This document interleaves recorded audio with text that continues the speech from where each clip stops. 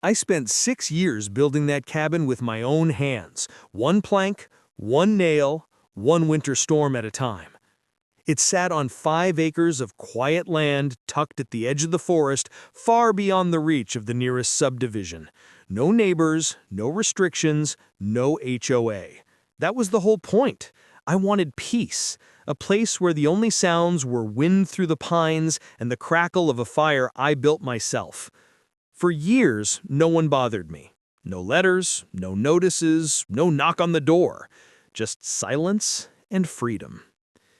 Then, one afternoon, a group of well-dressed strangers marched up my gravel drive carrying clipboards and forced smiles. The man in front introduced himself as the new HOA president from a community nearly 2 miles away.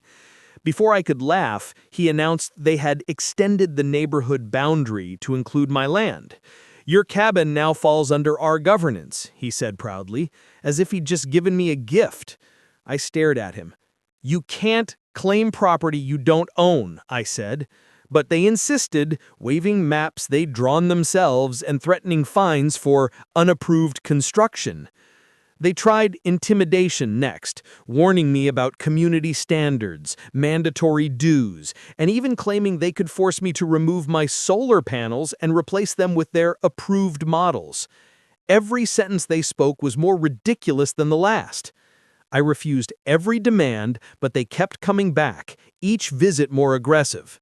So I gathered documents, my deed, the county maps, zoning records, surveyor reports. Everything proved one thing: they had no jurisdiction, no authority, and no legal standing. When they trespassed again, taking photos and measuring my porch without permission, I finally called the county sheriff. He arrived fast, irritation already etched on his face. After going through the paperwork, he turned to the HOA reps and said, "This land isn't yours. It never was. If you step foot here again, you'll be charged with harassment and trespassing." Their smiles vanished. They left in silence, defeated. That evening, I sat on my porch, watching the sun dip behind the trees, feeling the peace I fought to protect. My cabin was mine, built with my hands, defended with my backbone, and no HOA would ever claim it.